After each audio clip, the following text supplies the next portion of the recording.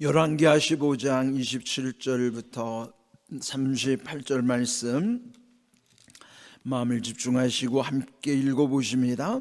유다의 왕 아사랴 제52년에 르말라의 아들 베가가 이스라엘 왕이 되어 사마리아에서 20년간 다스리며 여호와께서 보시기에 악을 행하여 이스라엘로 범죄하게 한 느밧의 아들 여로보암의 죄에서 떠나지 아니하였더라. 이스라엘 왕 베가 때에 아스루 왕 디글랏빌레셀이 와서 이온과 아벨벳마가와 야누아와 게데스와 하솔과 길르앗과 갈릴리와 납달리 온 땅을 점령하고 그 백성을 사로잡아 아수르로 옮겼더라. 우시아의 아들 요담 제20년에 엘라의 아들 호세아가 반역하여 르말라의 아들 베가를 쳐서 죽이고 대신하여 왕이 되니라. 베가의 남은 사적과 그가 행한 모든 일은 이스라엘 왕 역대지략에 기록되니라. 이스라엘 왕 르말라의 아들 베가 제2년에 유다 왕 우시아의 아들 요담이 왕이 되니 나이가 25세라. 예루살렘에서 16년간 다스리니라.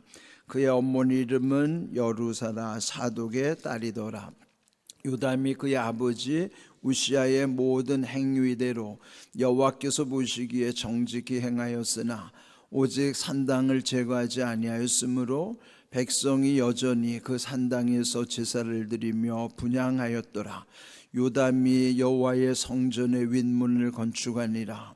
요담의 남은 사적과 그가 행한 모든 일은 유다 왕 역대지략에 기록되지 아니하였느냐? 그때에 여호와께서 비로소 아람 왕 르신과 르말레의 아들 베가를 보내어 유다를 치게 하셨더라. 요담이 그의 조상들과 함께 자매 그의 조상 다윗 성에 조상들과 함께 장사되고 그 아들 아하스가 대신하여 왕이 되니라. 아멘.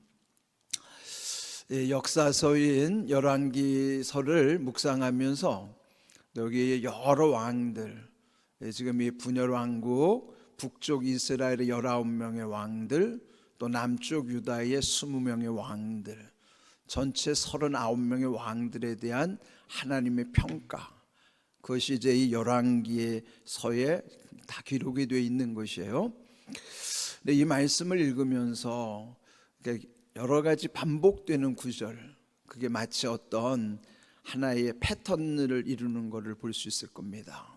근데 그 중에 하나가 좋은 왕을 평가할 때 그 좋은 왕의 기준은 다윗이고 또 나쁜 왕의 기준은 여로보암이라는 사람이에요.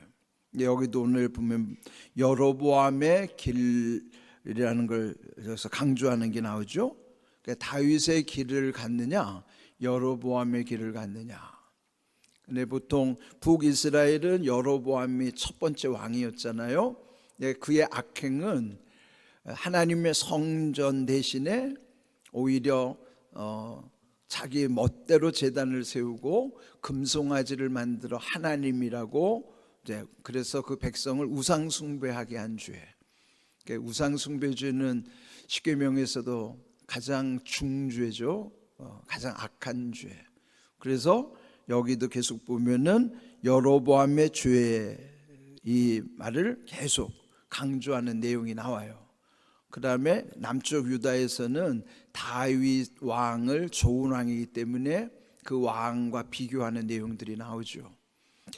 이제 그렇지만은 대체로 보면은 처음에는 잘하는 듯 하다가 나중에 무너지는 왕들이 너무너무 많아요. 아주 끝까지 잘하는 왕들은 그렇게 흔치 않아요. 또 물론 다윗 왕도 그가 하나님 앞에 큰 죄를 범했지만은 그래도 하나님 앞에서 자기의 죄를 인정하고 다시 돌이킨 다음에는 똑같은 죄를 다시는 범하지 않는 것이죠. 그래서 그 다윗이 죄가 없어서 다윗을 칭찬한 게 아니라 죄가 있음에도 불구하고 철저히 돌이켜 회개한 다음에 모든 것이 하나님 중심, 그리고 하나님을 두려워하는 왕이었기 때문이에요. 또 당시의 왕들은 자기 위에는 왕이 없는 존재가 왕이죠. 그럼에도 불구하고 다윗은 자기의 왕은 하나님이라고 고백하는 거예요. 왕이 자기를 다스리는 또 다른 왕이 있다는 것은 그는 불가능한 거죠. 그런데 다윗만큼은 나를 다스리는 왕은 하나님이시다. 만왕의 왕이 나의 왕이시다. 그렇게 고백할 수 있는 왕. 그래서 하나님은 다윗을 아주 특별히 또 남달리 그렇게 또 아끼셨던 것을 볼 수 있는 것이죠. 자, 오늘 읽은 이 말씀에 보면은 이제 여기 27절에 베가라는 왕이 나와요. 그 북이스라엘의 18번째 왕이에요. 북이스라엘의 왕이 몇 명이라고 그랬어요?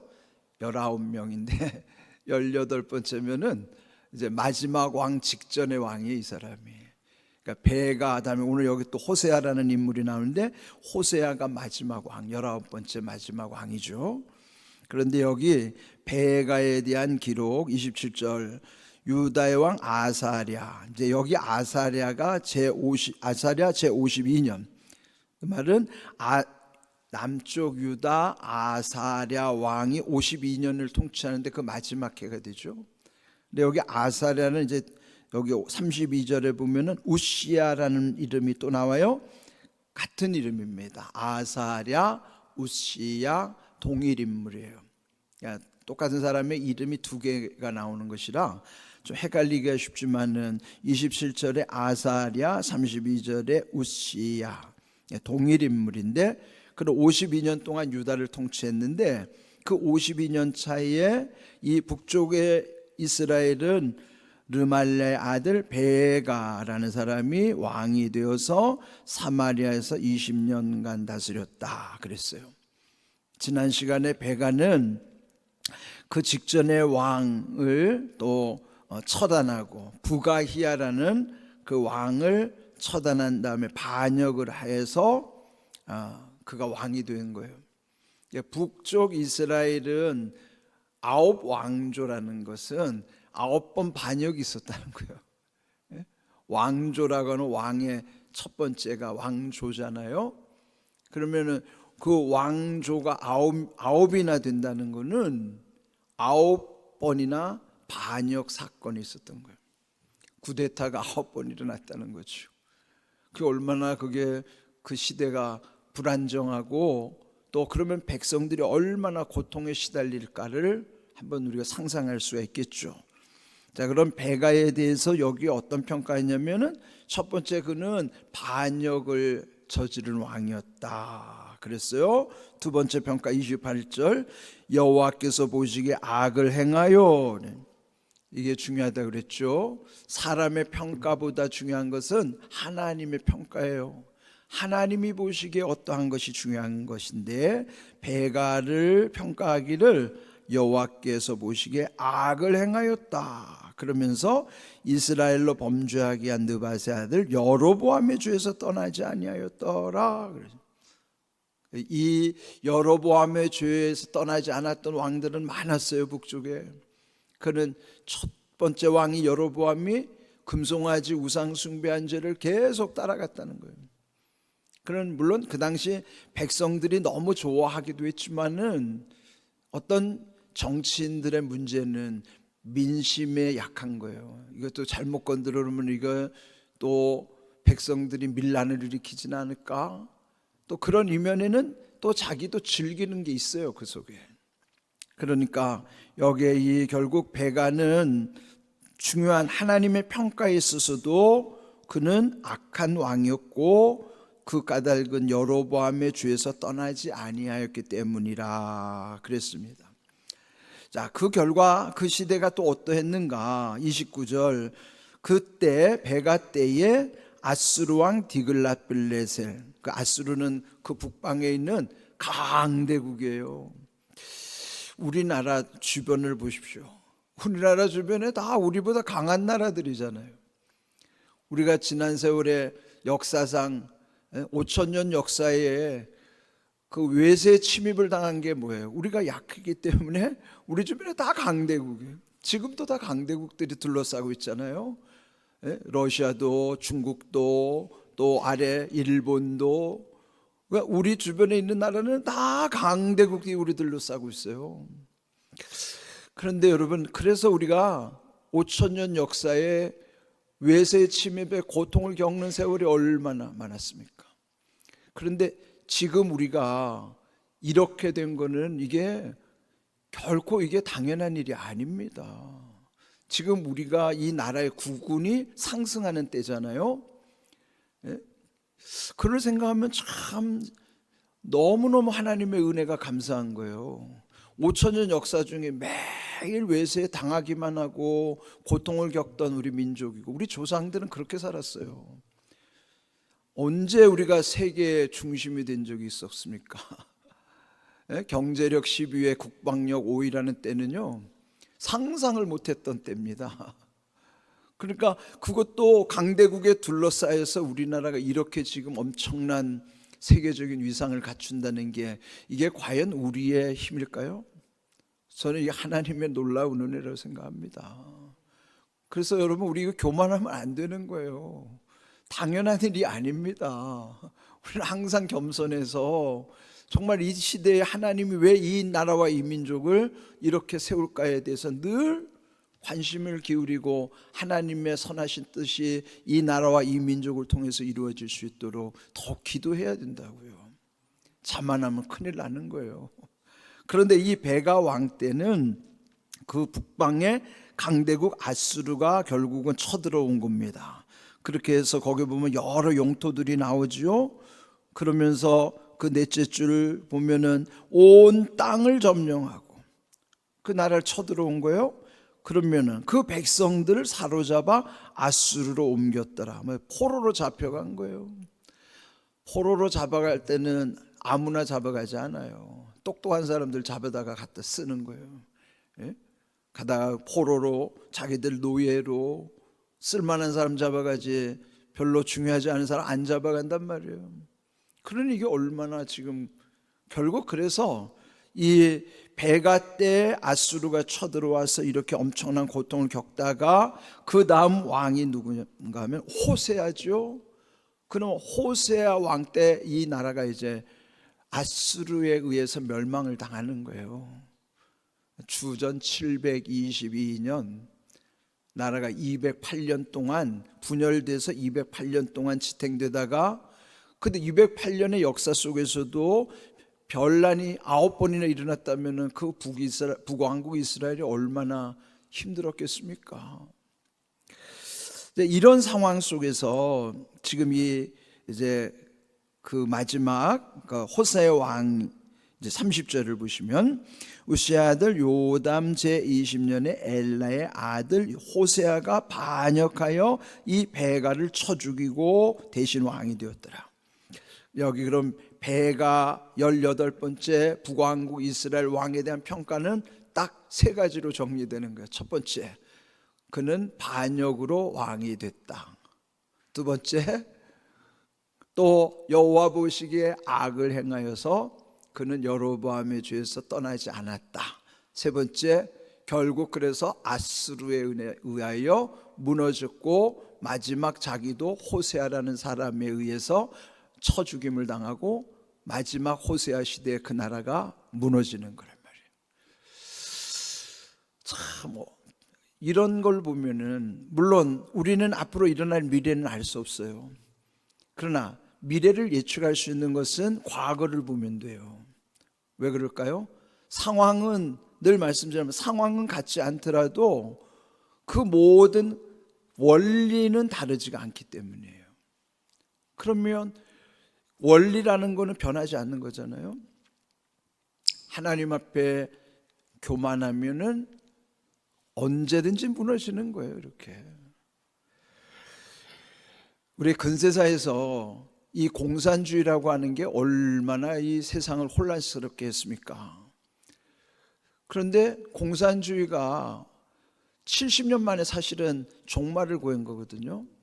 70년 만에. 지금의 공산주의라는 이제는 거기 자본주의의 물결이 다 들어갔기 때문에 순수 공산주의는 세상에 없어요. 지금 중국이 뭐 공산주의라고 해도 거기는 이미 자본주의 물결이 다 들어가 있다 그 안에. 그러니까 이런 모든 하나님을 적대했던 이런 모든 이념이라든지 이런 것들은요, 한때에 불과한 것이지 결국은 다 종말을 고할 수밖에 없는 것입니다. 여기 이 베가 시대의 북왕국 이스라엘의 그 실상을 보면서 또 우리의 미래에 대해서도 늘 우리 자신들을 돌이켜야 되는 것이죠. 그런 모든 것은 하나님과의 관계 속에서 이루어진다 하는 것이에요. 자, 그러면 32절에 보면은 이제 그 초점이 남왕국 유다 쪽으로 이제 옮겨오는 것이에요. 32절 남왕국은 누구를 의미할까요? 여기 요담 왕이에요. 32절 유다 왕 우시야는 아까 전에 말씀드린 것처럼 아사랴 왕과 똑같은 이름을 했어요. 그는 52년 통치하면서 우시야가 저질렀던 죄도 그 하나님의 성전에서 분향하다가 제사장만이 할 수 있는 분향을 왕이 교만하게 분향하다가 하나님이 치셨죠. 그래서 그가 나병이 걸렸단 말이에요. 그래서 별궁에 갇혀서 격리되어서 그때 아들 요담이 대신 다스리고 있는 것입니다. 그래서 그 우시야의 아들 요담이 왕이 되었는데 나이 25세라 16년간 다스렸다고 그랬는데 16년이라는 것은 아버지 대신 함께 섭정할 때 그 시간을 포함해서 16년이라는 것이죠. 그런 이 요담에 대한 평가 34절 요담이 그의 아버지 우시야의 모든 행위대로 여호와께서 보시기에 정직히 행하였으나, 자, 정직히 행했다는 것은 처음에 그의 바탕은 처음은 좋았더라 이 말이죠. 그러나 문제가 있어요. 35절 오직 산당을 제거하지 아니하였으므로 백성이 여전히 산당에서 제사를 드리며 분향하였더라. 이게 문제예요. 남왕국 유다에도 이 우시야 이후에 요담이 그가 하나님 보시기에 처음에는 정직했는데 출발은 좋았으나 그에게 문제는 여전히 산당을 제거하지 않은 것. 산당이란 뭐냐면 혼합 제사를 드리는 거예요. 산당에서는 하나님께도 제사를 드리지만 또 우상에게도 제사 지내는 곳. 그러니까 산당은 뭐예요? 여호와도 섬기고 다른 신도 섬기는, 성전은 여호와만 섬기는 것. 우리는 하나님만 섬기는 것이지 하나님도 섬기면 큰일 나는 거예요. 그건 혼합 종교죠. 그러니까 우리 신앙에도 보면 과연 나는 하나님만 섬기는가? 하나님도 섬기는가? 그는 우리의 언어 속에 있다 그랬죠. 기승전결 결론을 항상 무엇으로 내리냐 보면은 그 결론이 거기에 하나님이 결론이면은 하나님만 섬기는 사람이에요. 그런데 거기에 기승전결의 결이 돈이면 돈이 우상이고, 거기에 내가 있으면 내가 우상이고, 거기에 자식이 있으면 자식이 우상이고, 결론이 남편이면 남편이 우상이고, 결론이 우상이에요. 결론이 하나님이면 하나님만 섬기는 게 맞아요. 그런데 결론이 다른 게 거기 자꾸 들어와 있으면 그는 하나님도 섬기는 거예요. 그 스스로 평가해 보면 안다니까요. 내 말, 내 생각, 내 삶 속에 결론이 뭘로 끝나고 있는가? 그거에 내가 섬기는 대상이라고요.